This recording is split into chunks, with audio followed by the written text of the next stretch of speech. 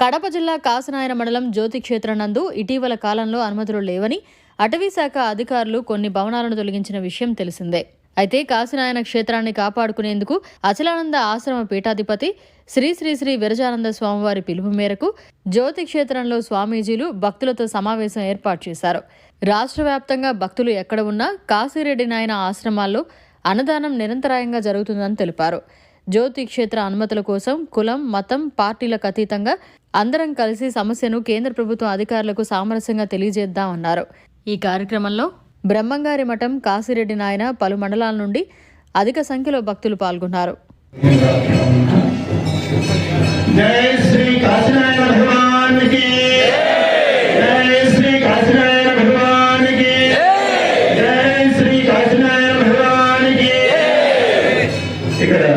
అధివసించి ఉన్నటువంటి లక్ష్మీ నరసింహుని పాదపద్మములకు శిరస్సు వంచి నమస్కరిస్తూ, కాశీనాయన చేతుల మీదుగా సుప్రతిష్ఠితులై కూర్చున్నటువంటి దేవతామూర్తులకు శిరస్సు వంచి నమస్కరిస్తూ, వేదిక మీద ఉన్నటువంటి పూజ్య శ్రీనివాసానంద స్వామి వారికి మమ్మల్ని ముందు కూర్చోబెట్టి వారి ఆశీర్వాద బలంతో మమ్మల్ని నడిపిస్తూ ఉన్నటువంటి పూజ్య స్వామీజీలకు వాస్తవానికి వారందరి ఆశీర్వాద బలంతో ఈ కార్యక్రమం నడుస్తుంది. ఇక్కడ మా వెనక కూర్చొని నడిపిస్తున్నటువంటి వారే కాదు, మనకు సూచనలు చేస్తూ వివిధ ప్రాంతాలలో ఉండి అవసరమైతే మేమంతా సిద్ధంగా ఉన్నాం, కాశీనాయన కార్యంలో మేమంతా భాగస్వాములు అవుతామని చెప్పినటువంటి పూజ్య స్వామీజీలకు, సాధు సంతులకు అందరికీ శిరస్సు వంచి నమస్కరిస్తూ, మేము వేదిక మీద 10 మందిమో 11 మందిమో ఉన్నాం. వాస్తవానికి మేము అక్కడ కూర్చొని మీరు 10ల సంఖ్యలో ఉన్నారు వేదిక మీద కూర్చోగలిగినటువంటి అర్హత కలిగిన వాళ్ళు. మీ అర్హత ఏమిటి అంటే, దాదాపు 29-30 సంవత్సరాల నుండి ఈ క్షేత్రాన్ని ఇంత అభివృద్ధి పదంలో తీసుకుని వచ్చి అన్నదాన ప్రభువు అని నాయనకు అంత విశేషమైనటువంటి ఖ్యాతి వచ్చిందంటే దాని వెనక మీ అందరి సేవ ఉంది, మీ అందరి త్యాగం ఉంది. ఇక్కడ కూర్చున్నటువంటి మీ అందరి ఇళ్ల నుండి కనీసం ఒక బస్తా బియ్యమైనా ఇక్కడికి వచ్చి ఉంటాయి. కొన్ని వందల మందికి మీరు అన్నదానం చేసి ఉంటారు. ఇక్కడ ఉన్నటువంటి మీరే కాకుండా సమాజంలో అనేక గ్రామాల నుండి అనేక ప్రాంతాల నుండి ఈ కులము ఆ కులము అని కాకుండా అన్ని కులాల వారు కాశీనాయన దగ్గర అయితే అనేక మందికి ఆకలి తీరుస్తున్నారు, ఆర్తి బాపుతున్నారు, ఆశ్రయం ఇస్తున్నారు. ఎంతో మంది వృద్ధులకు ఆయన ఆశ్రయం ఇస్తున్నారు. ఆకలితో ఉన్న వారికి ఆ బాధను తొలగిస్తున్నారు అని చెప్పి ఈ క్షేత్రానికి రాకుండా కూడా సహకరిస్తున్నటువంటి లక్షలాది మంది ఉన్నారు. వారందరూ కూడా ఈ వేదిక మీద కూర్చోడానికి అర్హులే. మీ అందరి యొక్క సమన్వయం, సంఘటితమైనటువంటి తత్వం, మీ ఆలోచన ధార, మీ త్యాగము, మీ ముందు చూపు ఏదో నలుగురిని ఇక్కడ కూర్చుండబెట్టి మనమంతా కూడా కాశీనాయన క్షేత్రం గురించి మాట్లాడుకుంటూ ఉన్నాం. వాస్తవానికి అటవీ శాఖ వారు మనకి ఎంతో సహకరించారు కాబట్టి ఆ రోజు అన్నపూర్ణమ్మ ధ్వజస్తంభ ప్రతిష్ఠ తరువాత నాయన గారు శరీర త్యాగం చేస్తే వారి శరీరాన్ని ఇక్కడే అధిష్టానం నిర్మాణం చేయగలిగామంటే డిపార్ట్మెంట్ వారి సహకారం ఉంది. వారు మనకి సహకరించకపోయినా మనల్ని ఎక్కడా కూడా వ్యతిరేకించలేదు. ఒక మంచి పని చేస్తున్నారు అని చూసి చూడనట్లుగా వెళ్ళారు. వాళ్ళందరికీ కూడా మనం ధన్యవాదాలు చెప్పవలసింది. ఈ రోజు రాజకీయాలకి అతీతంగా అన్ని పార్టీల వారు, అందరూ ఎమ్మెల్యేలు, అందరూ మంత్రులు, అందరూ కూడా కాశీనాయన క్షేత్రం ఉండాలి. నాయన ఎన్నో కార్యక్రమాలు చేశారు. ఆయన దేవాలయ జీర్ణోద్ధారకుడు. ఆ నాయన క్షేత్రం యొక్క రక్షణ మన అందరి బాధ్యత అని అందరూ రాజకీయ నాయకులు ఆలోచన చేస్తున్నారు. వారందరికీ మనం ధన్యవాదాలు తెలియజేయాలి. ప్రభుత్వం దృష్టికి మనం ఈ విషయాన్ని తీసుకుని వెళ్ళబోతూ ఉన్నాం. ప్రభుత్వం మనకు వ్యతిరేకంగా పనిచేయడం లేదు. ప్రభుత్వాలు ఏవైనా మనకు సానుకూలంగా స్పందిస్తూ ఉన్నాయి కాబట్టి, సహకరిస్తూ ఉన్నాం కాబట్టి ఇన్ని సంవత్సరాల నుండి ఈ అటవీ ప్రాంతంలో ఇంత మహత్కార్యాలు చేయగలుగుతూ ఉన్నాం. ఈ రోజున మనం కొంత పేపర్ వర్క్ చేయవలసి ఉంది. అటవీ శాఖకు సంబంధించినటువంటి నియమాలు ఎంత కఠినంగా ఉంటాయో మనకు తెలుసు. మనం ఎక్కడైనా ఒక రోడ్డు మీద వెళ్తూ ఉంటే ఆ వైపు తారు వేసి ఉంటారు, ఈ వైపు తారు వేసి ఉంటారు, మధ్యలో ఒక 3 మీటర్లు మాత్రం ఖాళీగా పెట్టుంటారు. అది పెన్షన్ ఊరుతున్నా కూడా ఇక్కడ పని మొదలు కాదు.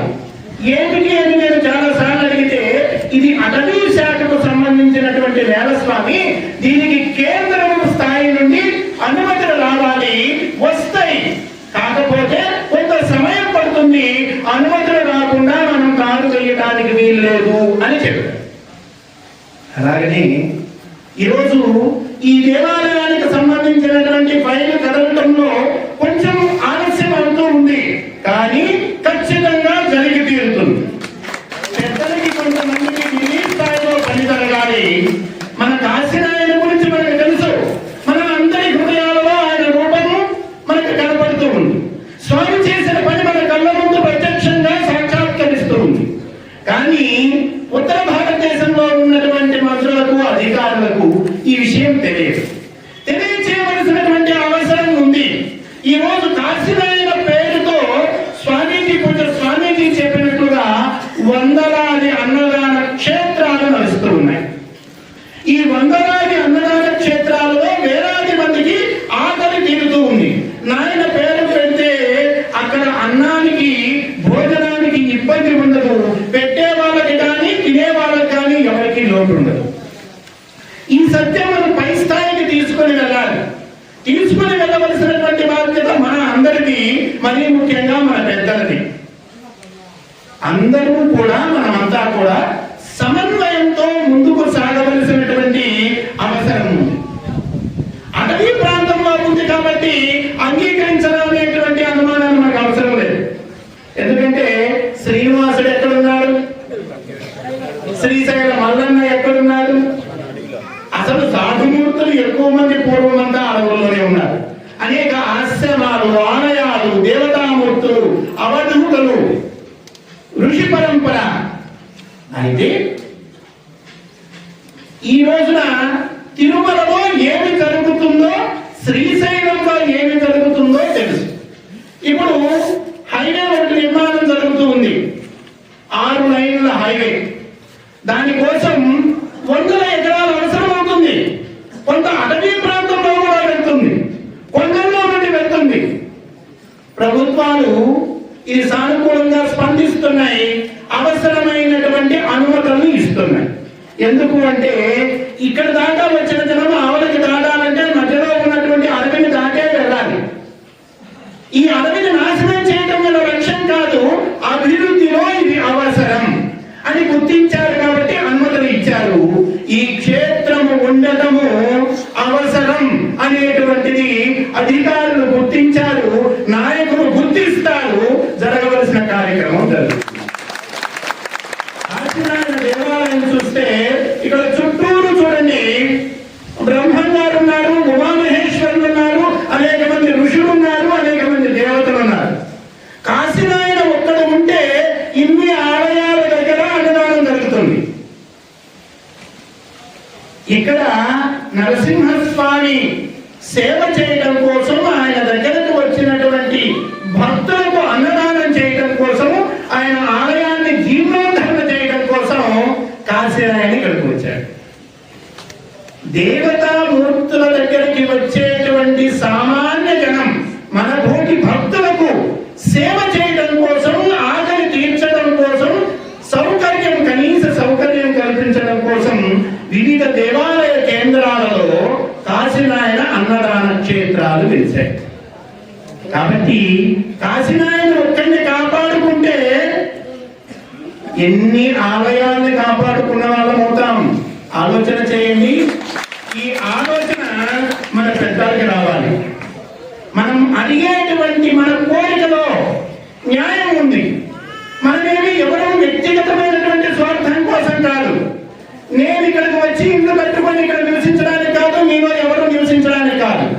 వచ్చేటువంటి భక్తుల సౌకర్యం కోసం ఇక్కడ నుండి అనేకమైనటువంటి కార్యక్రమాలు జరుగుతున్నాయి. రాష్ట్రీయ స్వయం సేవక సంఘానికి సంబంధించినటువంటి వివిధ క్షేత్రాలకు సంబంధించినటువంటి శిక్షణ తరగతులకు జ్యోతి క్షేత్రం గతంలో కేంద్రమైంది. ఆవాసం ఇచ్చింది, ఆహారం అందించింది, ధర్మ ప్రచారానికి సహకరించింది. నేను ఆశ్రమ కార్యక్రమం చేయాలన్నా, ఒక దేవాలయ కార్యక్రమం చేయాలన్నా, అనేకమైనటువంటి ధార్మిక క్షేత్రాలకి, ధార్మిక కార్యక్రమాలకి ఇది ఆవాసం అవుతుంది. కాబట్టి ఈ క్షేత్రాన్ని కాపాడుకుంటే ధార్మిక కేంద్రాలన్నింటినీ మనం కాపాడుకున్నట్లు. ఈ మూల కేంద్రం ఉంటే ఆ అన్నదాన క్షేత్రాలన్నింటికీ కూడా బలం ఉంటుంది, వాటన్నింటికీ సహకారం ఉంటుంది. అన్ని క్షేత్రాలని కాపాడినటువంటి వాళ్ళం అవుతాము. కాబట్టి మనం కాశీనాయన క్షేత్రాన్ని కాపాడుకోవాల్సినటువంటి అవసరం ఉంది. అన్నింటికీ మించి మనం ఎక్కడ ఉద్యమం చేయగల, ఎవరి మీద మనం వ్యతిరేకంగా ఏ పని చేయగల. కాకపోతే మనం ఏం చెప్తున్నామంటే, అయ్యా ప్రభు, మేము కష్టంగా ఉన్నాము, మా స్వామిని రక్షించుకోవడానికి వచ్చాము, మేము మా స్వామి సేవలో మా జన్మ ప్రదార్థం కావాలని కోరుకుంటున్నాము. మాకెవరికి కూడా ₹1 డబ్బులు ఇచ్చిన వాళ్ళు లేరు, ఇక్కడ ఏమి బస్సులు పెట్టి తీసుకొచ్చినటువంటి వాళ్ళు లేరు, ఇంటికి వచ్చి పిలిచినటువంటి వాళ్ళు లేరు. కానీ మా స్వామికి కష్టం వచ్చిందంటే ఇన్ని వందల మందిని వచ్చాము, సమాజము, మా కుటుంబాలన్నీ కూడా స్వామి కోసం రావడానికి సిద్ధంగా ఉన్నాయి. స్వామి రక్షణ మా అందరి బాధ్యత అని పాలకులకు, ప్రభుత్వంలో ఉన్నటువంటి వాళ్ళకి, అధికారులకు విన్నవించుకోవలసినటువంటి అవసరం ఉంది. నేను ఎక్కడో ఒక కథ చదివాను. ఒక పెద్ద అధికారి కారులో వెళ్తూ ఉన్నాడు. ఒక గుంపు అక్కడ ఏదో ఉంది రోడ్డు ప్రక్కన. ఏంటంటే అంతమంది జనం ఉన్నారు అని అడిగారు. ఏమి లేదు స్వామి, అక్కడ వేదం జరుగుతుంది అన్నారు. వేదం జరుగుతుందా? దేనికి వేదం జరుగుతుంది అంటే, ఏదో చిలుకంట, దానికి వేదం జరుగుతుందంట అన్నారు.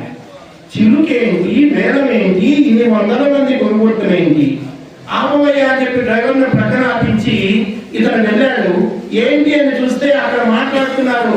500 దగ్గర నుండి మొదలుపెట్టి 30,000 దాకా వెళ్ళింది. 500 ఒక ఆయన అంటే, 1000 ఒక ఆయన అంటే, 5,000 అంటే ఇట్లా వెళ్తుంది. ఏముందయ్యా దాని దగ్గర 30,000 కొనేటువంటిది అంటే, అది మాట్లాడే చిలుకయ్యా, బాగా మాట్లాడుతుంది, మాట్లాడగలిగిన చిలుక, అందుకని దానికి ఇంత డిమాండ్ అంట. ఓహో అలానా అని చెప్పి ఈయన కూడా పాల్గొన్నాడు. చివరికి 50,000కి చిలుకని ఈయన దక్కించుకున్నాడు. 50,000కి దక్కించుకుని ఆఫీసుకి వెళ్ళాలి, సమయం అవుతుంది, కారు వెనక్కి తిప్పమన్నాడు. ఎదురుగా ఇంటికి కారు వెళ్ళేసరికి పని మనిషి ఎదురుగా వచ్చింది. ఈ చిలుకని ఇచ్చి మీ అమ్మగారికి ఇవ్వు, జాగ్రత్తగా పెట్టము, సాయంత్రం వచ్చి నేను మాట్లాడతాను అని అన్నాడు. ఈయన ఆఫీసుకి వెళ్ళాడు. సాయంత్రం వచ్చేసరికి కొంచెం ఆలస్యం అయింది, ఆకలితో ఉన్నాడు. స్నానం చేసి వచ్చి డైనింగ్ టేబుల్ దగ్గర కూర్చున్నాడు. ఏమో ఆకలి అవుతుంది, భోజనం తీసుకురాన్నాడు. ఆవిడ భోజనం తీసుకుని వచ్చింది, కూరలు వడ్డించింది, కలుపుకొని తింటున్నాడు. అద్భుతంగా చేస్తావా, నువ్వేం చేసినా మా అమ్మ ఎంత రుచిగా చేస్తుందో అంతకు మించి రుచి నీ చేతిలో ఉంది, చాలా అద్భుతంగా చేశారు, ఏం కూర అన్నాడు. చిలుకు కూర అండి ఇయ్యండి.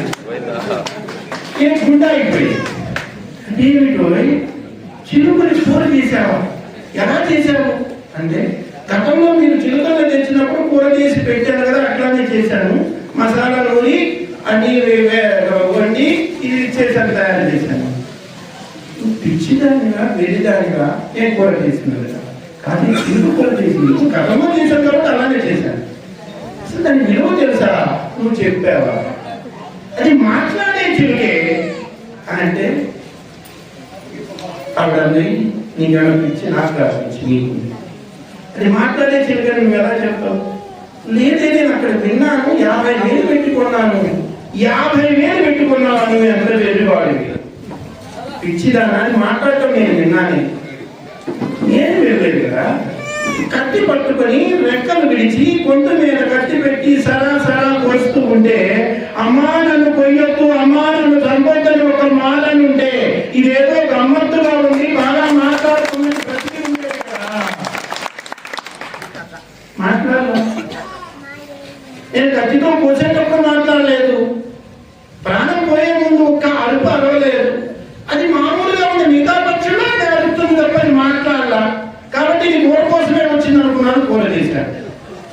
మనం జాగ్రత్తగా అర్థం చేసుకోవాలి.